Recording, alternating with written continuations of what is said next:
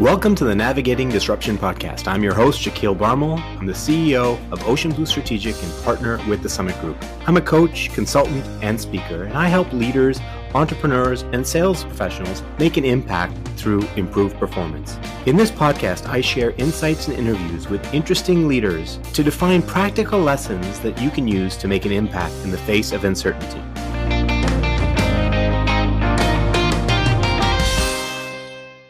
We are proud to be brought to you by the Summit Group. We help companies increase revenue and deepen customer relationships by moving from sales excellence to authentic business relevance through engaging learning experiences. As we all know, the world of work is changing. Disruptive technologies are accelerating change at an unprecedented speed, rendering many traditional ways of doing work obsolete. With basically all workforces now working in a distributed, hybrid, and remote fashion, collaborative work management is enabling the future of work. In this conversation, Amin Panjwani, Managing Director of Execute Strategy and Achievement Solutions, educates me and you on the growing field of collaborative work management. We talk about solutions like Monday.com, Smartsheet, and Rike, and how they will enable us all to have more time to engage our uniquely human talents to make better, more creative decisions. Enjoy the conversation. Amin, how are you today? I'm good. And you, Shaquille? I'm doing really well. And I'm glad we finally got a chance to have this conversation. Do you think if we weren't in pandemic that you would have thought to reach out? Was it something about the last year that kind of caused you to reach out to me? Have you reached out to others? Yeah, so I think pandemic has done a couple of things, right? Of course, it has taken, those traditional geographical boundaries away from people. Yeah. I think people have started to reach out either just to get to know more people, but also from the human sake to say how people are doing and just generally reaching out to those who may not have reached out in a while or to those who you may not have connected. Yeah. Due to, of course, the situation, plus also people just having more time saved from other things that they're not doing anymore, like commute and such. So I think personally, I am a true believer in, connecting and networking and just getting to know new people for selfishly, of course, but also to reach out and see if there's something I can do for others. I think during COVID, given the change in our business and the impact that our business have had, I've been exploring to say, well, who are others who have pivoted or changed careers or gotten into businesses and learn from them and have a conversation with them. I'm always seeking out those other entrepreneurs or others and learning from their experiences or seeing what they're going through. Primarily, that's where it gravitated me towards you. Yeah. When I saw that change in your career and going into a similar line of work that we are in, where I just reached out in that sense. Yeah. It happens all the time, right? Where you look at LinkedIn and you see what people are posting and you have these mental notes and you see changes and shifts or something makes you curious to learn more.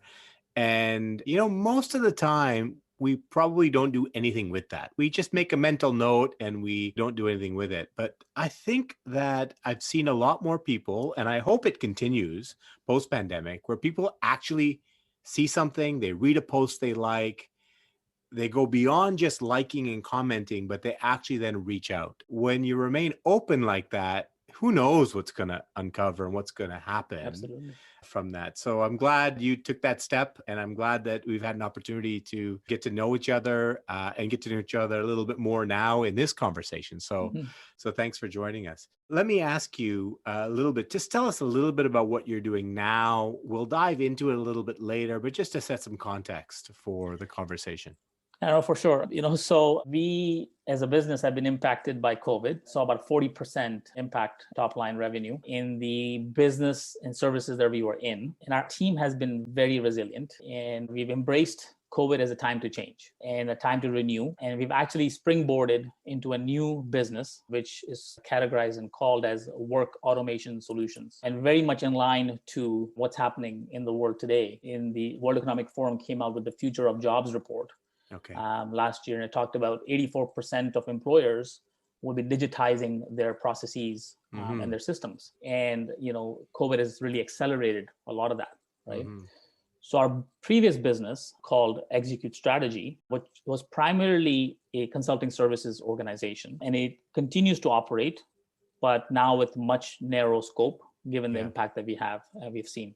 Yeah. Our new business that we have started late in 2020, well, it was already always there, but we actually exponentially increased focus and have started to rebranding now under a new company or new brand called Achievement. And it's derived from the word achievements, which means to have achieved something. And Achievement Solutions as a company is focused on empowering our clients to achieve more by implementing technology solutions that enable teams and leaders to automate repetitive and menial tasks. Okay. So that they can then elevate their roles by focusing on tasks that require more human skills, like critical thinking. Okay, very good.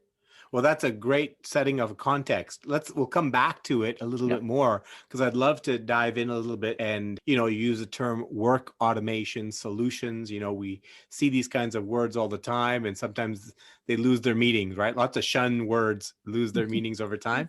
But what we'll do is we'll come back at the end and or not at the end, later on, and just get you to give some specific examples. So I'm giving you some warning. You can think about specific examples. I'm sure you're ready, and we'll talk about those a little later. So you have founded and you run this consulting firm. You've recently pivoted the firm to focus to be more relevant on some of the challenges today. How would you describe yourself professionally? What's your profession? Maybe what's your education? What do you do? What's your expertise? So my background is in engineering. I have an engineering degree. And the reason I actually took that career path is that when I was exploring, in terms of, what the future lies for me, I've always been technical in nature. But at the same time, I have this ability to take technical problems and understanding the business nature of that problem and essentially be that bridge between technology and business. Okay. Using my communication skills, using my experience within business, I can connect those two. Secondly, I've been very entrepreneurial, and it comes from family background. Family's always been in business, and I've had some great mentors within the family and outside who've pushed me in that direction more. And hustling is something that I've learned. Through family business and through doing various things. And so taking the entrepreneurial spirit and the technology background, when I got my engineering degree, I think the focus was really, honing on those technical expertise, but then, overlaying on top of that, the business acumen, so that you can use technology to solve those business problems. Okay, interesting. So you're an engineer, you're a business person, you're an execution specialist, you're a communicator, and you're, for those fans that are Star Trek people, you are the universal translator for technical engineering into business speak. Yes? Yeah. Very good. Very good. Yeah. So I'm going to pivot for a second, because we like to do this here, is dive into your personal history a little bit. Where were you born? Yeah. So I was born in Karachi. Pakistan. Okay. Yeah. And family has actually been in Dubai with some business opportunities there. Spent some summers in Dubai, and had a chance to explore, India as well. So primarily the subcontinent. Yeah. Essentially, that's the background, from essentially being from the, Indo subcontinent, if you will. Okay. And how old were you when you came to Canada? You're living in Toronto now? Yeah, living in Toronto. Always been in Toronto, and I was in my teen years that I came here and moved here with my family. Yeah. And always been in Toronto since. So tell me what it was like. What's your kind of earliest memory of that transition period when you came from Karachi to move to Canada? What was in the teen years?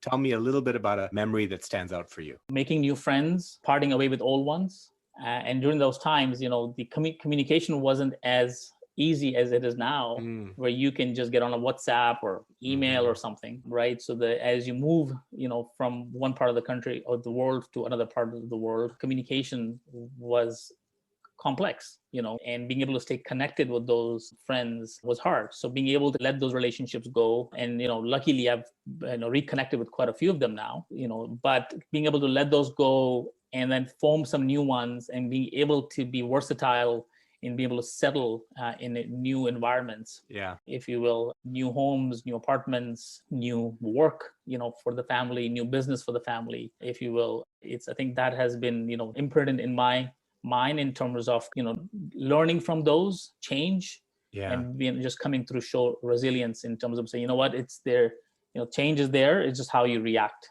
to those Okay. change. So the idea and move of forward. experiencing a transition from a very different country to Canada, you think has embedded this feeling of flexibility, agility, resilience in the way you do things going forward. It's made you a stronger person. Yeah, absolutely. Do you remember the first friend you made in Canada? I do. Tell us that story. Tell us the circumstances that led to your first friend in Canada. First went to, for prayers and to meet up with the community in the Jamaat Khana. So I, had a chance to kind of new guy, new kid, and start to connect with individuals. I was like, this is a new space, but there was a sense of belonging because you feel like, okay, I've moved from one country to the other. The prayers are the same. The people that I see around me look fairly familiar. In terms of how they look. But in Canada, of course, it's a much more diverse community from lots of different parts of the world. Our community is here from, but it gave you that sense of comfort. Belonging. Belonging and comfort.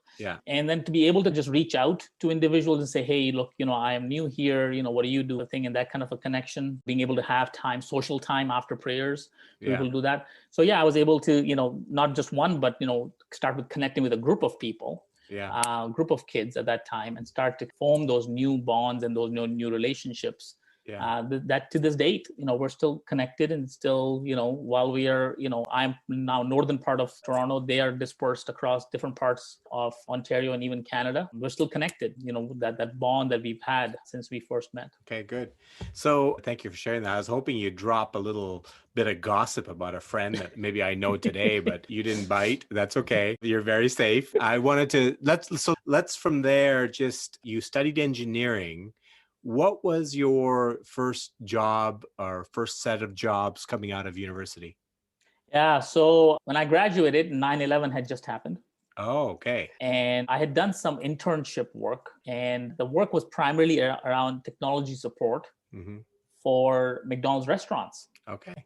And that was for supporting the US restaurants, their point of sale system, essentially. Okay. So naturally, when I graduated, there was lack of jobs. And the first thing I was saying is, okay, what am I going to do? What do I know? And I said, well, from a technology perspective, I know this. So I reached out to similar organizations that were supporting McDonald's in Canada, and was able to secure, they weren't hiring, but through a recruiter, they actually got me an introduction to this company. And they looked at my profile, met with me, and they said, you know what, you've got some background experience. We're actually going to create a role for you. Oh. Based on your experience. And I was just lucky enough to be able to get that opportunity. And so moved up through the ranks within a few months with my experience and background and work ethic and, great colleagues that I had with me there. And then just moved on to different roles, and then, changed roles. And what happened is the company lost the McDonald's contract. Okay. I had formed some good relationships at McDonald's at the head office at that time. And, I started reaching out to them, and they started to reach out. And I was actually lucky enough to be able to get hired by McDonald's itself. Ah, okay. So I worked at McDonald's, the head office in Canada, and progressively moved on to different roles, from very technical to then project manager, and then leading the project management office at McDonald's. And I was there for about 9 years, working in different roles within the organization. Well, I have to pause you here because of a very important question. What was your favorite menu item on the McDonald's menu back in those days? Fries. Fries, of course, French fries. Absolutely. And how much was your employee discount? Nothing. You didn't get an employee discount? No, nothing. My. No employee discounts. It's actually, I did have these little Big Mac cards, or free coffee card that was actually shaped like a Big Mac. Yeah. It was pretty cool. And, you could give them out. To other friends and family for like a free Big Mac or whatever, or a free coffee or something. So that was pretty neat, I think, from a marketing perspective, and just to get people to try the product. That Big Mac shaped coupon card brings back so many memories. Going back to when we first came to this country in the 70s, my aunt immigrated just a little bit after us, and she was looking for work. So she went for an interview, and she was a computer programmer back in the days with the punch cards. And she was staying with our family. And I remember that she went for an interview. She came back from the interview. She didn't get the job, but they gave her this McDonald's Big Mac shaped coupon for a Big Mac. So she took myself, I was probably 7, 8 years old, and my older brother for an adventure. We walked to the nearest McDonald's, about a 20-minute walk, and she didn't have a job. So we got was that one Big Mac with that coupon. She Mm. cut it into 3 and we sat there and ate that Big Mac. And if my aunt is listening to that episode, I want her to know that that was a big memory for us. But it was the story of an immigrant story, trying to get a job. So McDonald's, what was the department? What was the role? What were you doing? So I was primarily within the IT group. Had the great opportunity to lead a team to make all our restaurants cashless.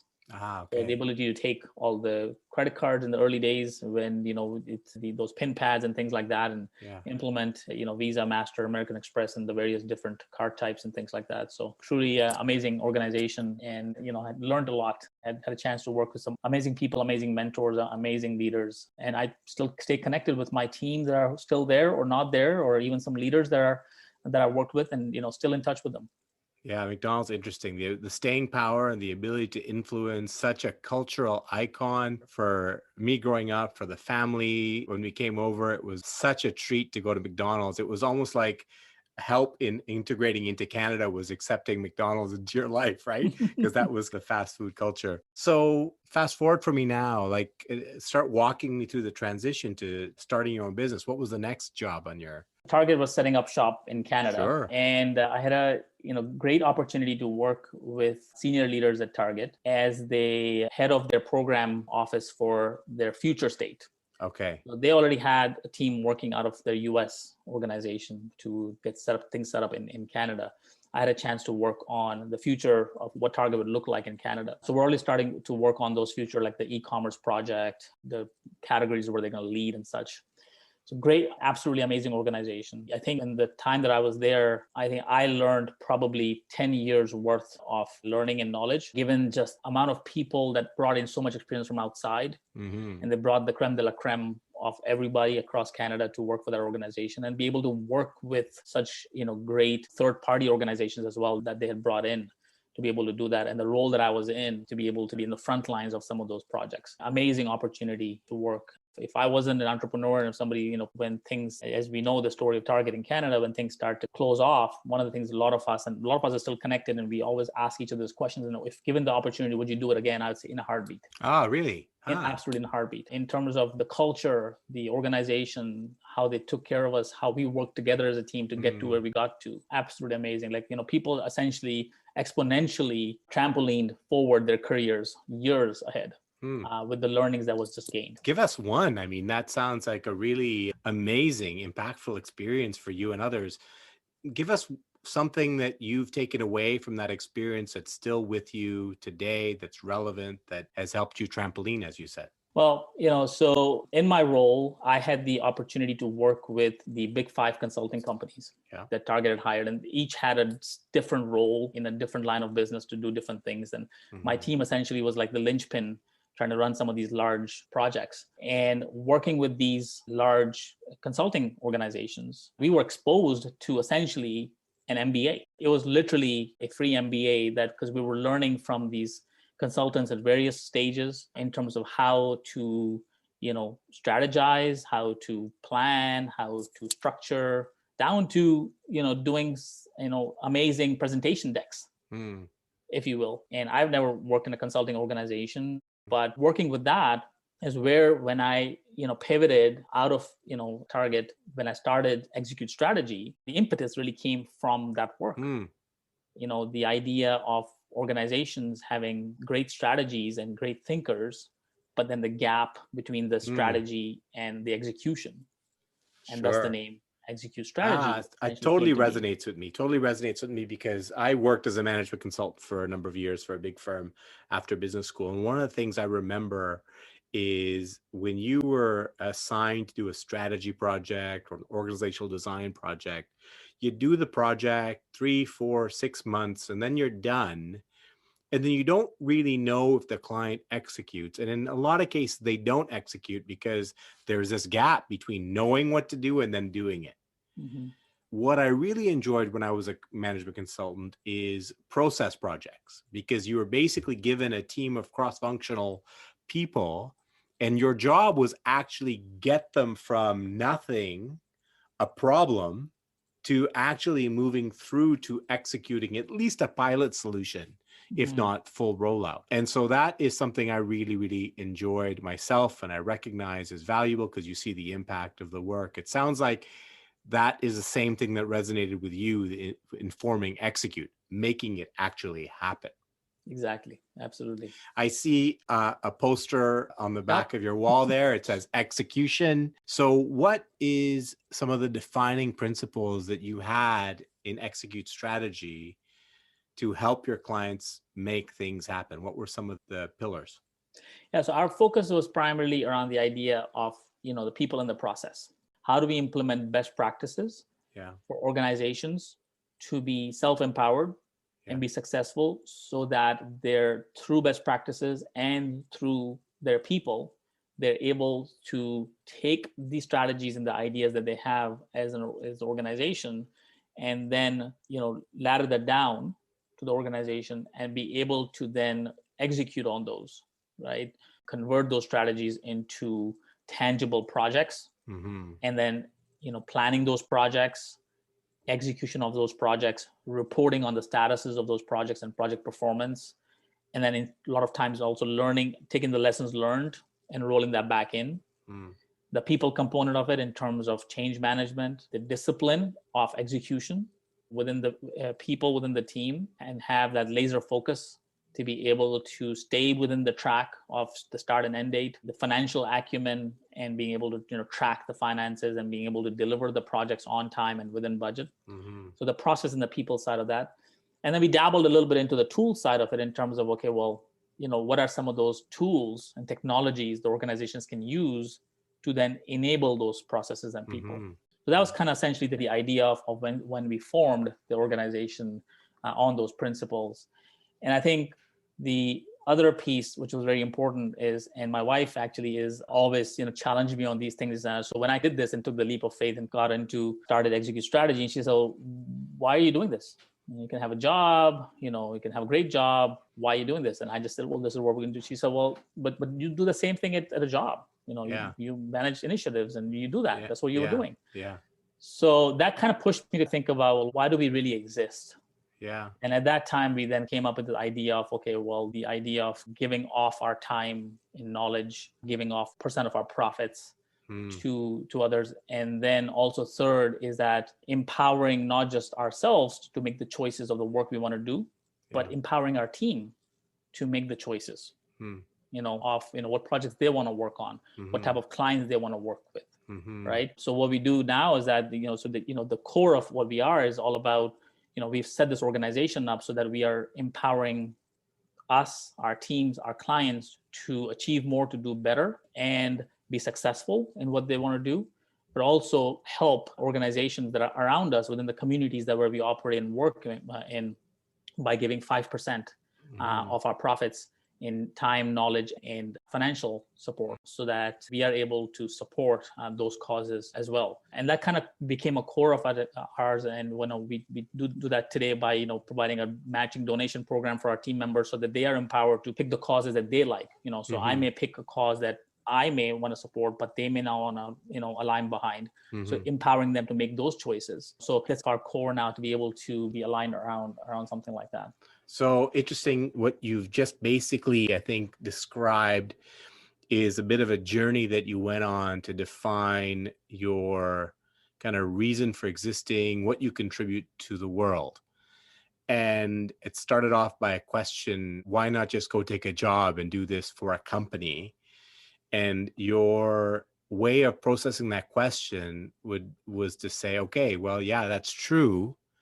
So if I want to make this different than just taking another job, I've got to find a way to contribute more, give back in a different way. And you define that by, donations, contributions, giving back time.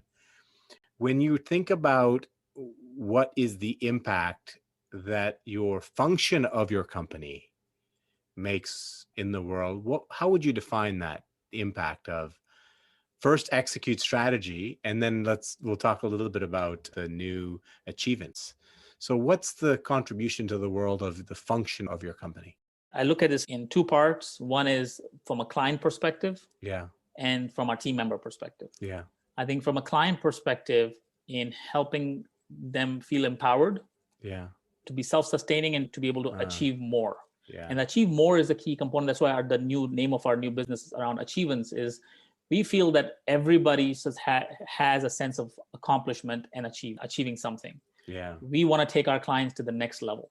Yeah. Right? How do we move them to the next level, but also help them sustain to the next level and empower to keep going?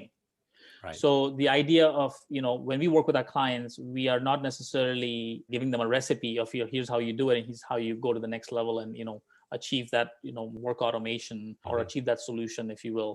But the idea of, how do I empower you to learn this technology so that you are self-sustaining? So the tools that we are now implementing are in the category of something called no-code platform. So which empower organizations, individuals, and teams to go in and say, if I want to do a quick chart or report, I don't have to go talk to IT or a developer to do that. I'm empowered to take some information that I have readily available to be able to then visualize it, if you will. Yeah. So that kind of is from a client perspective, to be able to empower, to help them sustain, and then to be able to continue to move forward. That's cool. And that's our mantra with all our projects that we do with our clients. Yeah. From a team member perspective then, which is the second component, is having the team members feel empowered in a sense of accomplishment. So work on exciting projects, work on exciting solutions, so that we're not essentially, working on projects that are, months long and they're just the same thing over and over again. Our projects are, about 8-10 week duration maximum. Some are even shorter. And it just keeps the excitement going for the team members to say, okay, a new client, new industry, new solution, something different. And being able to make a choice, with our team members, we actually approach them and say, hey, I've got this project. This is something that you'll be interested in, right? So giving them that choice, which a lot of organizations don't necessarily do, right? And to be able to say, okay, this is an exciting project to work on. And then have the flexibility for them to try different things themselves, right? So we've created this environment for team members to say, you know what? If you feel empowered to do this, give it a shot. I've got your back. We've got your back. What's the worst that can happen? You're going to fail. Yeah. We're going to try again. So having that test mentality, if you will, within the team, and giving them that, empowerment to be able to try that and try different things. I think that's the other component that, that's what we're focused on. So, it's really interesting because when I think back to your experience working with the consulting firms, you took that opportunity, and I'm pretty sure, I can't be 400% sure, but that those consultants, the big firm consultants, weren't really thinking about, we want to go and do this work to make sure that Amin learns something and can learn then how to be self-sustaining and do that. That probably wasn't their mission, right? But what you're saying is you learned from them, you picked up the idea of teaching clients and all of that based on the learning you were taking. And then you've spun around and you've started a business where you're also a consultant, but your focus actually is, of course, you want to get paid, and this is about making a living as well. But you've taken that whole approach and your focus is on teaching. Your focus is on helping your clients actually be able to continue to do what they do without you there. Because that's empowering, that's uplifting, and that's pretty cool. And doing the same thing with your team, your people, giving them an opportunity to have purpose and give back to others and have variety. And very cool. So now you're talking a lot about, and you mentioned it in this last little bit, around work management and automation of work. Describe to us, using your superpower universal translator skills, in English, like I'm a 3 or 4-year-old, what do you mean when you talk about work management solutions? Yeah, so, we're starting to define work as an umbrella for everything that we do. You sign in, you start your work, there has to be some kind of a method to this madness, right? Some kind of a structure of how we work. So work, to me, is defined as two essentially subcomponents. One is finite work and one is infinite work. Okay. Finite work is another term for that could be projects. Okay. Things that have start and end, Okay. right? It is for a particular purpose and you're delivering something at the end of it, right? So that is finite work. We all have projects, maybe small, medium, or large, just depending on our nature of our work. The second category is infinite work. That's something that we do day in, day out. That's operations work, right? Following up on tasks, you're checking on email, the filing paperwork, right? That is all infinite work, operational work that we do. And it never ends. It never ends. Always ongoing, right? Yeah.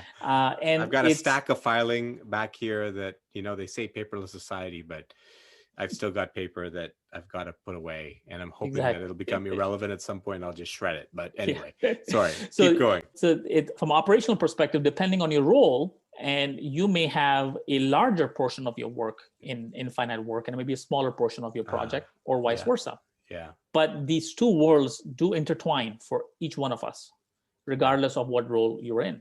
Right. So, for example, if you're managing a large construction implementation, your larger portion of your work would be project based because you're building something and it's going to be delivering at the end of it.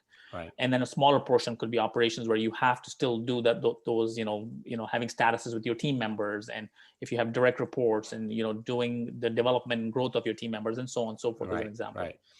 If you are, let's say, in an HR world, a large portion of your work could be operational, which is ongoing. Right, which will require HR type work, but a smaller portion may be project related. Where, for example, there's no new minimum wage implementation, you need to put that in. There is a new guidance from your municipality or your province or your state or whatever that needs to be implemented. That could be a project, if you will. So it just depends on your role. So we feel that there's an intertwining, and the idea of work management is managing this mayhem that we're in. If you will, for lack of a better word, right?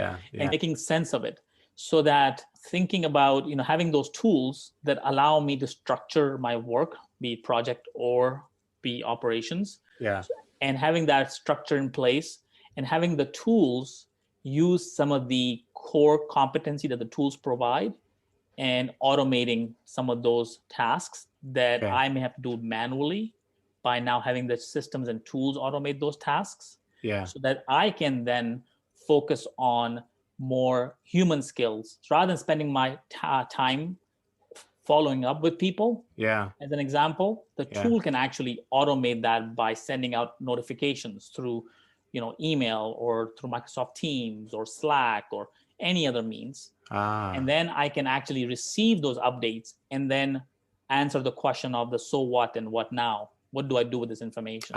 So if I can just kind of, what that made me think of is, when I was in an organization, or even now, for example, when I give people on my team basically a deadline, by such and such a date, can you please send me your objectives for the next 3 months? And so that's out there. Now I want to go on and do my own work. And before I know it, it's 4 weeks. And oh my gosh, I didn't get emails from half of the people with their objectives. And then I've got to go through the task and go through. And I used to always get frustrated when I had staff members tell me, people that reported to me tell me that, one of the things I wish you would do is just remind me when I have stuff due. And I'm like, that's not my job to remind you to have stuff due. But then if I don't do it, then it doesn't come in. Exactly. Now, not everybody's like that. A lot of people can manage their own. So now, what's the relationship between the problem I'm describing and what you're describing right now? So what these tools do is they actually have the ability for you to set and forget these things. So you set the tasks under somebody's name. And you use automations for reminders for them. So then you're not chasing after them. Got it. Right. Got it. So then the tools are saying, on a whatever frequency basis, saying, hey, person X, Shakil has asked you to do this and it looks like it's not done yet. Right. Okay. Right. This is due. Right. Kind of a thing. So it automates that. The other thing that these tools provide is the ability to collaborate, right? So that, if you've assigned a task to someone, they want to ask you a question about that particular task. In a traditional world, somebody would send you an email. In the COVID world now, somebody would message you on Teams or Slack. Right. But that conversation is not contextual. They have to say, oh, you assigned me this task. These are the details. They have to type all the details about the task because you may have Further to forgotten. that request I made to you Exactly. 2 weeks ago, that kind of thing. Exactly. So Teams and Slack will speed it up because now you're having a chat session. Yeah. Email slows it down because you are doing email back and forth, but they're not contextual. In these tools, all they have to do is click on the task itself. Right. And then put a message and do like an @ mention. So @ your name. And then you get a notification. And all they have to say, Shakil, I need to know more about this. Right. Right. In the traditional world, this would have to be explained. Right. But the tools would make it contextual. So when you get the message, the tool actually puts everything else into play in the message that comes to you and say, okay, so this person X is asking me about this task and they want to know more about this task. Yes. And the task is populated automatically. So all you're doing. The way I imagine this is, let's say it's one of those deadline driven things and it hasn't come through. Like if I was to just put a question mark, attach it to a task, immediately the person sees it saying, oh yeah, crap, I haven't done that. Exactly. And I have to say anything else except put a question mark in attached to the task. Yeah. But you're saying I don't have to send that in the first place because the system will send that. System will do that. Yeah. But you know that you can have a conversation around it, so you can do full back and forth conversation within the tool, which is contextual, and it's stored historically. Yeah. So if you have to come back to this a week later or 2 weeks later, or if you're having a one-on-one, then you can say, oh, let's open up that task list, and you can see what has happened. Yeah. Right. And because we have so many things going on, personal lives and work and stuff, and things get so complex, and say, what was that? What did I say about that on that day?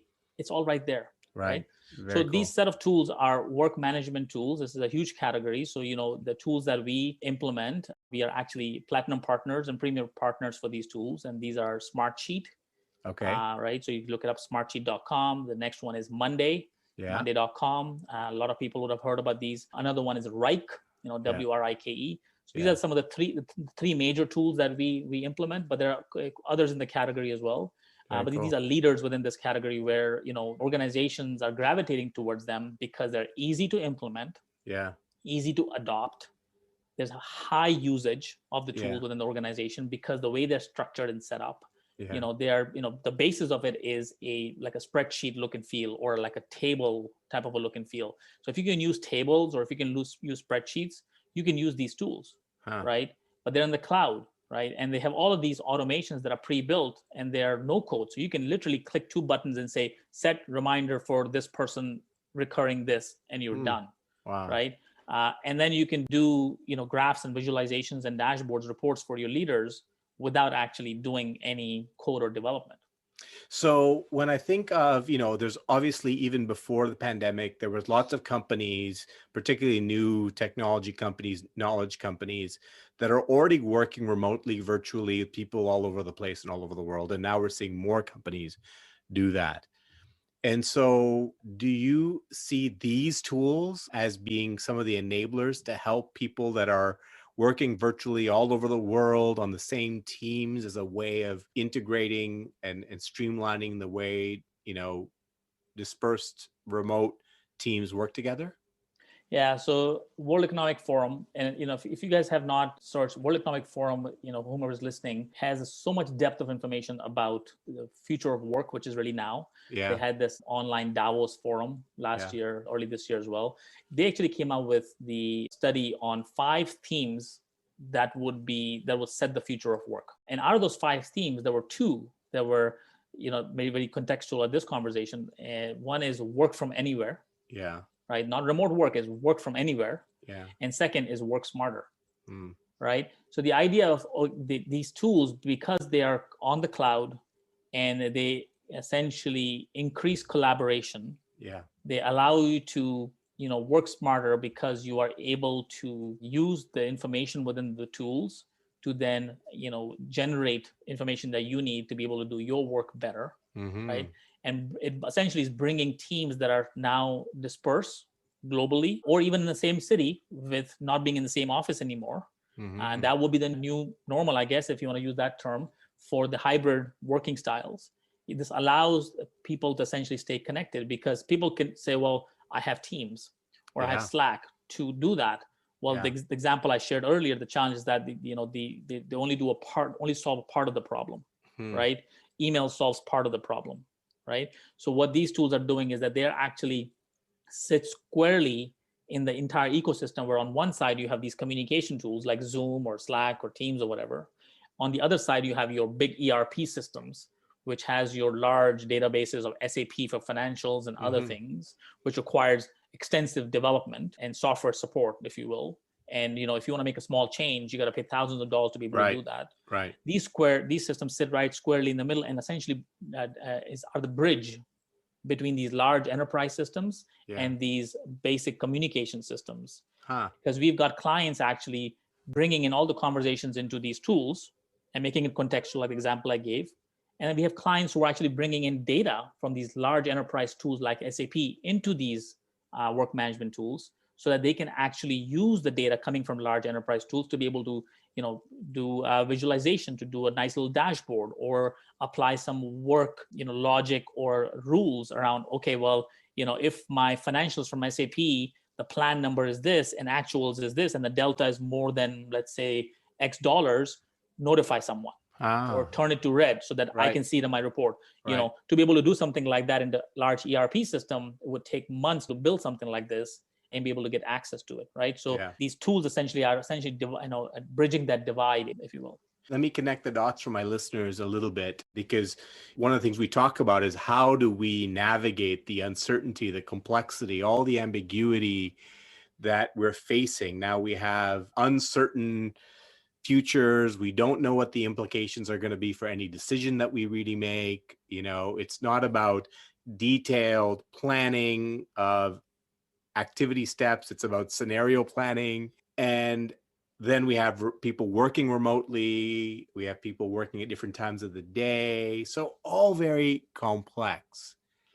So what you're describing, these work management solutions, exist to help at least take away the complexities for those things that can be dealt with, and leave your mental space for dealing with the complexity that requires judgment.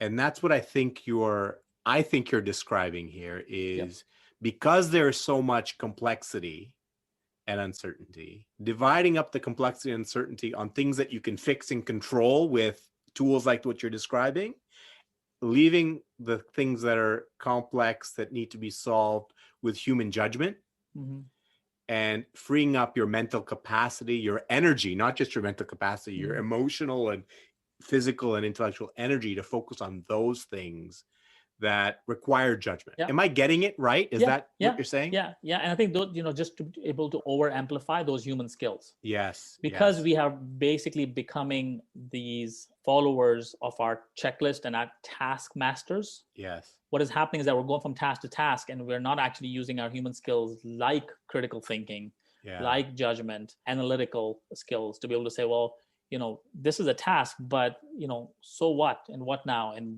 why does it matter? And, because we are so focused on getting the task done, you pull that out and you assign that to these tools. And then what is left, as you said, are truly the ability to amplify those skills for yourself. Somebody actually mentioned that laziness is actually a huge human trait that we don't use as much of. And, laziness is actually a strength, right? Strength. It is absolutely a strength, because laziness is actually makes us push to say, you know what, the systems can do it better. The technology can do it better. So let the technology do those follow-ups and those mundane menial tasks, while I can then be freed up and using the capacity for my human intellect to actually then focus on those true human skills. Right. Wow. Because, as we're moving into the post-COVID world, right, the idea of what's going to happen to a bunch of these jobs that are out there, and how are those individuals going to really elevate the roles, right? So it's not only up to organizations to digitize and to find the solutions, it's also us as knowledge workers. Absolutely. To say, how do I actually take my role and then, parcel off some of the work to technology, right? And then truly elevate my skills. People say, well, I'm afraid because if I do that, robots or technology is going to take over my job, but that's not true. Because what that's going to do is allow you to then think about how do you then elevate your roles, Absolutely. if you will. I love the sound of everything you're saying. I want to pick up on one thing that you've described is, we've actually come from a place where, and early in my career, this was true, where if you join a large company, you end up depending on relying on the company to bring you solutions. Mm-hmm. Bring you a piece of software, send you on training, tell you what you need to do to advance in your career. Here's the next job, take these steps to get there. I think what we're discovering, particularly in this time, is it's always been true, but it's really been made clear now that we as individuals have to find our own path and own our own learning. And so what you're describing here is these kind of tools that democratize the ability to improve my work-life balance, my workflow, and the promise sounds exciting. So what do you say to somebody? So I'm a coach, so I interact with clients that are trying to solve different problems in their work life. And so, if I talk to a client that's feeling very overwhelmed with their work, and if I were to drop a suggestion of finding ways to improve the efficiency and increase more time, and let's say I was to introduce, something like a Monday.com or something like this tool, I can imagine the first reaction from some of those people would be, I don't have time to learn a new tool. Did you just listen to me? I just told you I'm too busy. I'm so overwhelmed. And now you're telling me to learn a new tool. I can imagine that's the voice inside their head. So what do you say to somebody that says, I don't have time to learn how to use a new tool because I'm too overwhelmed? What's your answer to that? I think this is a very common change management type of response we get from a lot of our clients. Yeah. Right. And I think the response really there is that we see people that embrace it right away. Yeah. In that category, and they understand, they get it. Then we have the people right in the middle where say, okay, I understand it, but I'll get to it when I do, given the time and stuff. Yeah. But not really, first in line. And the third are your laggards and say, nope, I'm not going to do that. Right. And so for each type of a group, there's a different type of a approach, if you will. Right. So the first that people who say, yep, going to do it, great, they are your champions. Right. So what we do is we actually take those champions and get them to start to connect with those that are in the middle tier and the third tier, to show them with example, to say, look, I'm in a similar role like you, and I used to do these tasks, and look how quickly I can do this now. Right. And let me share with you. So usually, rather than an outsider coming in and sharing this, and you and I can sit here and talk about this as the cows come home, but people who are resistant to that, the challenge that they're always going to have is that somebody who is their peer, somebody that they can listen to, showing them right how to do it, or having them try to do it themselves, is very beneficial. And that's why these technologies, so if you go to our website, you can actually sign up for a free demo or a free trial for some of these technologies like Smartsheet and Monday.com and Rike. And that's why these technologies companies know there's a resistance to this sometimes, and giving people that free trial for them to try it out with pre-built templates. There are thousands of templates.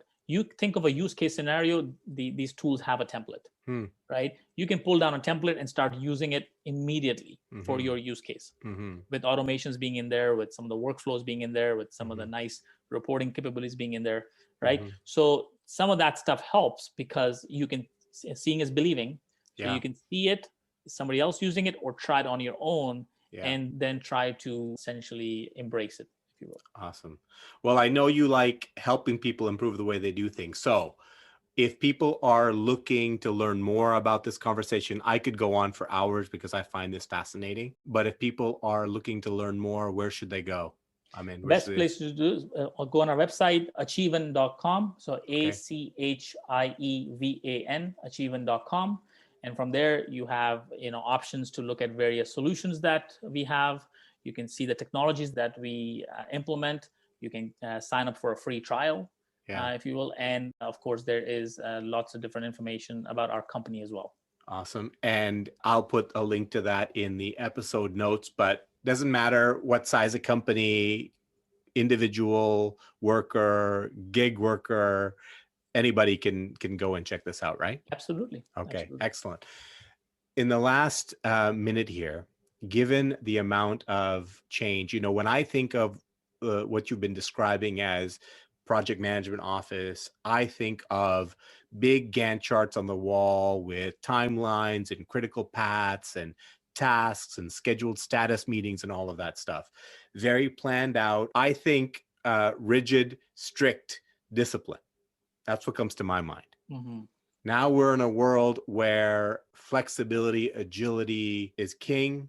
We don't know what's going to happen next week. Sometimes we don't even know what the implication is going to be tomorrow. How do you advise? What's your one piece of advice to help people navigate that shift and that change from certain outcomes to like uncertain outcomes and unpredictability? I think what I would suggest is, from a work perspective, Yeah. right, the world of this, rigid planning where you have large projects and stuff are for those who are actually in that business of, managing those large initiatives. But for everybody else, Yeah. there's this new world of work management. Yeah. Right. So as you are essentially thinking about your world of work, Yeah. think about what are some of the best practices that you're going to put in to structure your day, to structure your work, and how do you use some of these tools to be able to be your supporters so that you are getting the tools to do that, what tools do best, and then elevating your role. From a personal perspective, we've got people using some of these tools for personal life management. We've got, parents giving these tools to kids to manage their homework Very now cool. in the COVID world, right? So just Yeah. having a track of what homework do you have, put the information, attach the files, so on and so forth, right? So thinking about the ability to using these technology and tools to adapt, Yeah. but at the same time thinking about what are some of the best practices that you can put in for your own self so that you are able to use the technology and tools and be more flexible as you move forward in the world of unknown that we are in now on a constant basis. So a light bulb just went off for me, because one of the things I talk a lot about is always having a few learning goals you're working on. Set a learning goal, define your actions to learn about that new skill or competency you want to build, execute, try it, reflect, try it again, around we go. It sounds like one of your solutions might work as a tool to enable execution of learning plans. Am I right? Absolutely. Okay, you got me. That's my hook. So I am going to be very interested. I'm going to try it myself. I'm going to pick a learning goal, something that I want to get better at doing, and I'm going to see if I can build a plan on one of your tools to see if I can make it happen. It will be a free trial. I'm going to sign up for a free trial, and then let's see what happens, and I'll report back on a future episode to let some folks know whether it worked for me or not, and let's go from there. Thank you. I mean, thank you for your time. You've given me a good full hour of your time, and I appreciate it. Thanks for teaching me a few things. I've enjoyed the conversation and getting to know you better, and we'll talk to you again. Thank Have a you. great Thanks, day. Shakil. And thank you for making me, spend this time with you and for giving me the ability to tell my story. Awesome. Thank you. Have a great day. I think it's fantastic that Amin took action to reach out to me based on my LinkedIn activity. That is the best way to develop relationships and grow your network. One of the insights I drew from Amin's account of coming to Canada from Pakistan was this. While he was feeling like a stranger in a strange land, missing his friends, feeling like he had to make new friends, he recognized the value of having a community, a faith-based community that shared traditions and values with him. At the same time, he valued the diversity in Canada. And that is the beauty of this country. You can stay close to your community and traditions and embrace other cultures. It doesn't have to be one or the other. It's both in this country. I really found it instructive how he managed transitions and disruptions in his career. First, when his company lost the McDonald's contract, he reached out to McDonald's and positioned himself for a role there, and he got a great job in technology at McDonald's and learned a lot. Then he was working at Target, and when Target folded up shop in Canada, he took everything he learned about executing strategy, everything he learned from some of the professional services firms he worked with at Target, and started his own business. Then when the pandemic hit, he pivoted his business to take advantage of the changes in the world of work and the existence of work management technology. He cites his immigrant experience as building his resilience and his flexibility. I'm sure that's true, but I also think it's partly his mindset and his entrepreneurial spirit. Did you hear how quick Amin was to answer the question I asked about the impact he is making with his company? He had such clarity of purpose on what he was trying to do for his customers and his employees. I have met many senior business leaders over the years in large organizations that aren't able to answer that question so crisply, so quickly, and with such clarity. The best part of the conversation for me, and you could probably hear it in my enthusiasm, was our discussion about how work management technology can transform the way we work and enable us to utilize our human ingenuity. I can't wait to try some of the tools that he mentioned, Monday.com and Smartsheet. I hope you enjoyed that conversation as much as I did. Thank you for listening. If you enjoyed this episode, please rate, review, or share it. I want to say thank you to one of my favorite bands, Late Night Conversations, for sharing their song Chaos with me and letting me use it in this episode. You can learn more about them on Instagram at LNC Connected. And here's more of their song Chaos to take you out.